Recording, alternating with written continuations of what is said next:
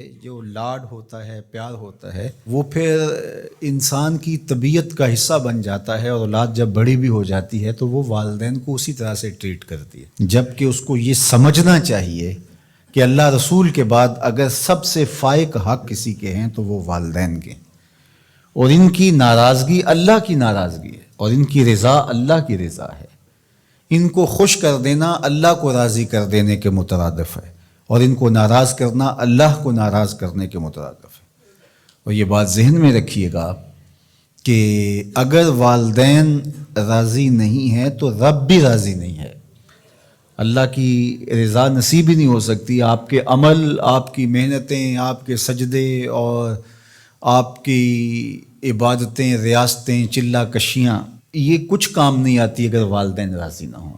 تو والدین کو راضی رکھنے کی ہمارے دین نے ہمیں تلقین فرمائی کی۔ اور یہ بھی آپ کو میں بتاؤں کہ کچھ اعمال ایسے ہیں کہ جن کی جزا اور سزا آخرت میں دیکھنا ہوگی، لیکن کچھ اعمال ایسے ہیں جن کی جزا اور سزا دنیا میں بھی بندہ دیکھ کے جاتا ہے۔ ان میں سے ایک عمل والدین کی فرما برداری ہے۔ جو والدین کا فرما بردار ہو، آپ اس کی پگڑی کا کلس کبھی نیچا ہوتے نہیں دیکھیں گے۔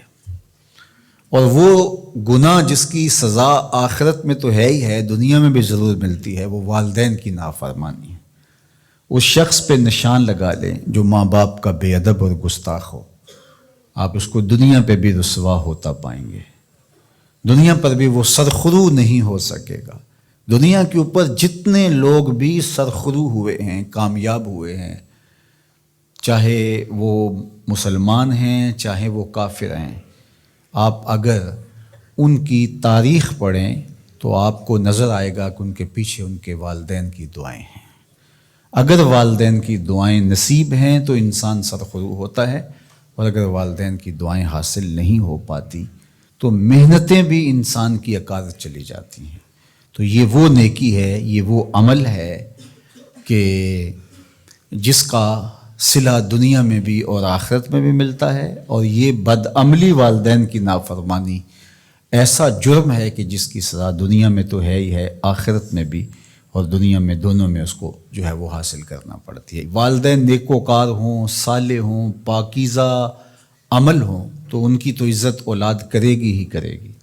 والدین برے ہی کیوں نہ ہوں، یا والدین بہت گناہ گار ہیں، شرابی ہیں اور بدکار ہیں اور اعمال بد ہیں، تو ان کی توہین نہیں کی جائے گی، اور اس بد اعمالی کی وجہ سے ان کے لیے دعائے خیر کی جائے گی۔ حتیٰ کہ والدین کافر بھی ہوں تو ان کا کفر اپنی جگہ پہ، لیکن اولاد ان کافر والدین کی بھی توہین نہیں کرے گی، ان کے ساتھ وہ حسن سلوک کرے گی والدین ہونے کے ناطے سے۔ اور نیکوکار ہوں، صالح ہوں تو پھر ان کے تو حقوق اور زیادہ عائد ہو جاتے ہیں۔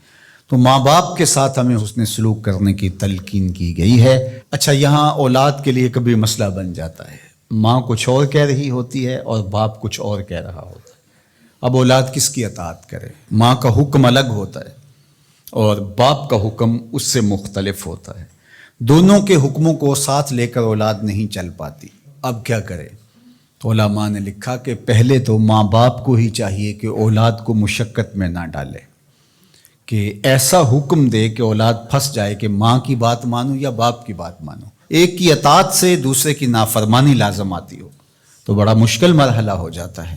تو والدین کو اتنا خیال اور اتنا لحاظ رکھنا چاہیے کہ ان کو مشقت میں نہ ڈالے، ایسا حکم نہ دیں جو وہ بجا نہ لا سکے، جو ان کے لیے پورا کرنا مشکل ہو۔ اور بالخصوص ماں باپ کی لڑائی کے اندر اولاد جو ہے وہ پس کے رہ جاتی ہے، ماں کی بات مانی تو باپ ناراض، باپ کی بات مانی تو ماں ناراض۔ تو اس میں ایک تو والدین کو ہی چاہیے، لیکن کبھی اولاد پھنس جائے تو مسئلہ شرعی سن لیجئے، وہ یہ ہے کہ گھر کا حاکم جو ہے وہ مرد ہے، تو اگر ماں اور باپ دونوں کے احکام آپس میں ٹکرا رہے ہوں تو حکم مقدم ہوگا باپ کا، تو اولاد کے ذمے باپ کے حکم کو ماننا ضروری ہے، لیکن خدمت میں مقدم ہوگی ماں۔ جب باہر سے بچہ آتا ہے تو کھانے کے لیے یا کوئی چیز، یا رات کو ٹانگیں دبانے بیٹھتا ہے تو خدمت میں مقدم ماں ہوگی، لیکن حکم کی تعمیل میں مقدم باپ ہوگا۔ تو شریعت اسلامیہ نے ہمیں یہ حکم دیا. چونکہ خدمت میں یہ جو حدیث میں نے آپ کے سامنے رکھی ہے، تو صحابہ نے حضور سے جب پوچھا کہ ہمارے حسن سلوک کا سب سے زیادہ مستحق کون ہے، تو فرمایا اماں کا، تیری ماں. پھر کہا سما من، پھر کون؟ تو پھر فرمایا اماں کا، تیری ماں. پھر تیسری مرتبہ پوچھا تو فرمایا تیری ماں، اور چوتھی مرتبہ فرمایا ابا کا، تیرا باپ. تو اس اعتبار سے خدمت میں ماں مقدم ہے، لیکن تعمیل حکم میں باپ مقدم ہے. تو باپ اور ماں یہ اللہ کی رحمتوں کے دو روپ ہیں. اللہ نے باپ کے سینے کے اندر بھی ایک اولاد کے لیے محبت کا جہاں آباد کیا ہے، اور ماں کی ممتا اور ماں کا پیار اور ماں کی الفت، یہ تو ایک کائنات ہی الگ ہے.